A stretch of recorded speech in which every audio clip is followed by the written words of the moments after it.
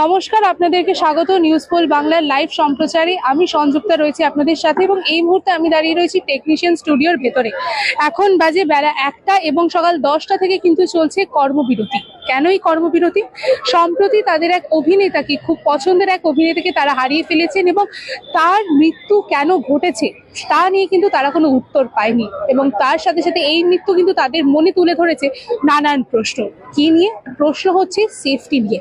Shooting করার সময় কোথায় থাকে শিল্পীদের সেফটি? কে দেবে এই দায়িত্ব? কে নেবে এই দায়িত্ব? এই নিয়েই উঠেছে নানান প্রশ্ন এবং শেষে গতকাল ফেডারেশনের তরফ থেকে জানানো হয়েছিল যে আজ সকাল 7টা থেকে শুটিং এ বন্ধ থাকবে, যে কোনো প্রকার আউটডোর বা ইনডোর শুটিং বন্ধ থাকবে অনির্দিষ্টকাল পর্যন্ত। এবং এখন কিন্তু ভেতরে আমরা এই মুহূর্তে কথা বলছি, আমরা কিন্তু এখন ভেতরে জানতে পারছি যে ভেতরে কিন্তু মিটিং ইতিমধ্যেই শুরু হয়ে গেছে। বিভিন্ন ধরনের প্রযোজকদের সাথে, ডিরেক্টরদের সাথে সকলেই কিন্তু উপস্থিত রয়েছেন এখানে এবং ভেতরে মিটিং চলছে। আর্টিস্ট ফোরামের সকল মাথারা রয়েছেন, প্রসেনজিৎ চক্রবর্তী, ঋতুপর্ণা সেনগুপ্ত, শান্তিলাল মুখার্জি, স্বরূপ বিশ্বাস, সকলেই কিন্তু উপস্থিত রয়েছেন। রাহুলের মৃত্যু ঘিরে কিন্তু উঠছে নানান প্রশ্ন, সেই প্রশ্নের উত্তর কিন্তু খোঁজ চলছে। তবে তার সাথে সাথে উঠছে কিন্তু আরো এক প্রশ্ন, কে দেবে সেফটি? কিভাবে পাওয়া যাবে? তারা চাইছে এক কঠোর নিয়মাবলী, যা থেকে তাদের এই সেফটি কিন্তু তারা ধরে রাখতে পারবেন। চলুন, আপনারা পেছনে দেখতেই পাচ্ছেন যে প্রচুর টেকনিশিয়ানরা রয়েছেন এই মুহূর্তে, তাছাড়া প্রচুর শিল্পীরা রয়েছেন। তাদের থেকে একবার জানবো যে ভেতরে এই মুহূর্তে কি চলছে। দাদা, ভেতরে মিটিং এ ছিলে তুমি, এতক্ষণ কি হচ্ছে? মিটিং এ এই মুহূর্তে তো রাহুলের স্মৃতিচারণী হচ্ছে। এর আগে যেটা বোম্বাদা বলে গেলেন সেটা হচ্ছে যে এত তাড়াতাড়ি তো সম্ভব নয়। যেটা হবে যে দেয়া হয়েছে পেপারস, ওনারা দেখবেন, একদম ছোট পেপার, 6-7 পাতার একটা পেপারস দেওয়া হয়েছে, ওনারা দেখুন, প্রডিউসার দেখে জানা একটু সময় লাগবে। তোমরা এত বছর ধরে কাজ করছো, এত বছর ধরে আমরা দেখেছি যে শিল্পীর যে ভালোবাসা কাজের প্রতি, সেইখানে দাঁড়িয়ে তোমরা না ভেবে না চিন্তে কোনো একটা কাজ ঝুঁকি নিয়েও করেছো। বহু করেছি। তো তখন দাঁড়িয়ে কেন কোনো সেফটি মেজার নেওয়া হলো না? এটা আমারও প্রশ্ন যে সেফটি মেজারটা অনেক আগে নেওয়া উচিত ছিল।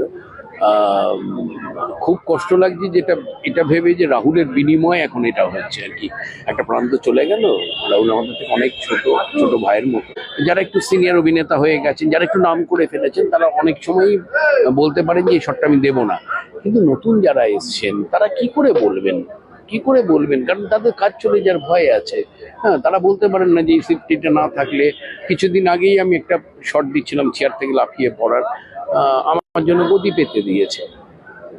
কিন্তু আমি এটাও জানি যে হয়তো একটা নতুন ছেলের জন্য গতিটা পাতা হতো না, কিন্তু এবার থেকে সেটা পাতা হবে, সেটাই আমার সবথেকে আনন্দ। দাদা, আমরা জানি যে বহু বছর ধরে তোমরা একসাথে কাজ করছো এবং তার দৌলতে বলা যেতে পারে যে টেকনিশিয়ানরা, তোমরা, ডিরেক্টর, প্রডিউসার সকলে একটা পরিবার হয়ে ওঠে। একদম তাই। কিন্তু একজন পরিবার থেকে যখন কেউ মারা যাচ্ছে, তারপরে তার মৃত্যুকে ঘিরে এত কথা বলা, সেটা কি ঠিক? কেউ কিন্তু সঠিক উত্তর দিতে পারছে না সেদিন ঠিক কি ঘটেছে। সেই সঠিক উত্তর জানার জন্যই তো আমাদের লড়াইটা। সঠিক উত্তরটা আমাদের জানতে হবে, সেই লড়াইটা ওই জন্যই।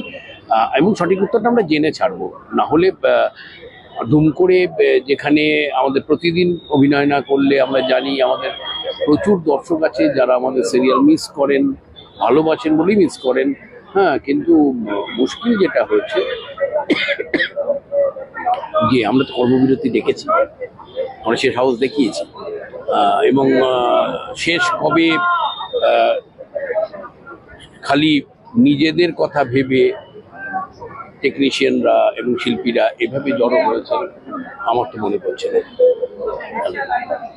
আপনারা শুনে নিলেন, এই মুহূর্তে ভেতরে মিটিংয়ে কিন্তু কথাবার্তা চলছে, শুধুমাত্র রাহুলের মৃত্যুকে ঘিরে নয়, নিজেদের সেফটি নিয়ে, নিজেদের প্রোটেকশনের জন্যও কিন্তু নানান প্রশ্ন তোলা হচ্ছে।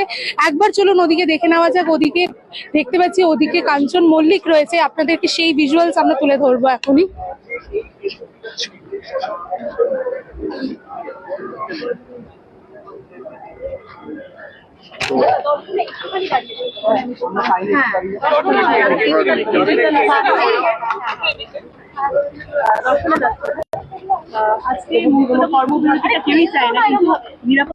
একদম আমার পূর্ণ সমর্থন রয়েছে, কারণ সেফটি সবসময় দরকার, শুধু আমাদের জন্য না, প্রত্যেকের জন্য, যারা সেটে থাকেন, যারা এই কাজের সাথে যুক্ত, প্রত্যেকের। এবং যেটা হয়েছে সেটা আমরা সবাই জানি, এরকম যেন আর কখনো কারোর সাথে না হয়, এটাই চাই। Thank you. আপনারা শুনতেই পেলেন দর্শনা বণিক এই মুহূর্তে কি জানাচ্ছেন আমাদেরকে। এই মুহূর্তে কিন্তু ভেতরে মিটিং চলছে, বাইরে দেখতেই পাচ্ছেন টেকনিশিয়ানরা বসে রয়েছে, তারা কিন্তু অপেক্ষায় রয়েছেন উত্তরে। তারাও চায় যাতে তাদের পছন্দের এই শিল্পী তার মৃত্যু কিভাবে ঘটলো এবং পরে যাতে এরকম কোনো দুর্ঘটনা আর না ঘটে, সেই উত্তরের জন্যই কিন্তু এই কর্মবিরতি এবং সেই মিটিং কিন্তু এখনো অবধি ভেতরে চলছে। চলুন আপনাদেরকে সেই ছবি দেখাই।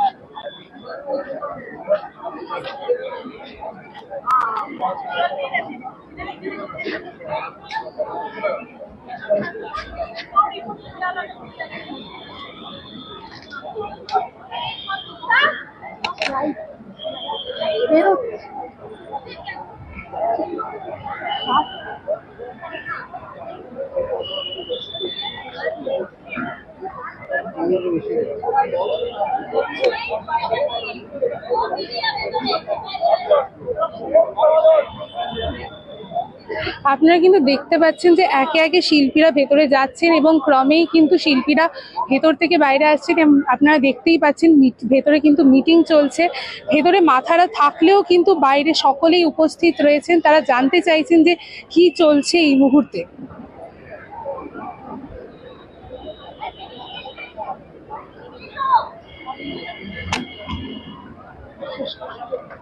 আগামীতে একদম আমরা কথা বলবো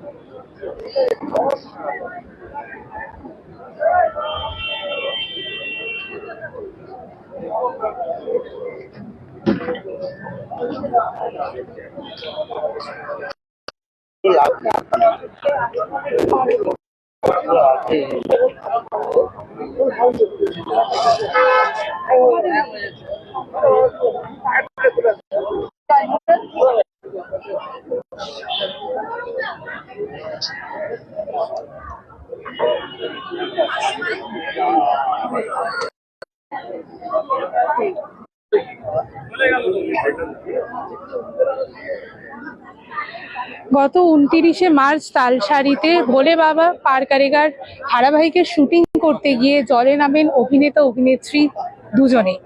অভিনেত্রীকে জল থেকে বার করে আনা হলে অভিনেতা রাহুলকে কিন্তু সেদিন আর ফিরিয়ে আনতে পারেননি ভোলে বাবা পার কারেগার গোটা টিম চেষ্টা করেও।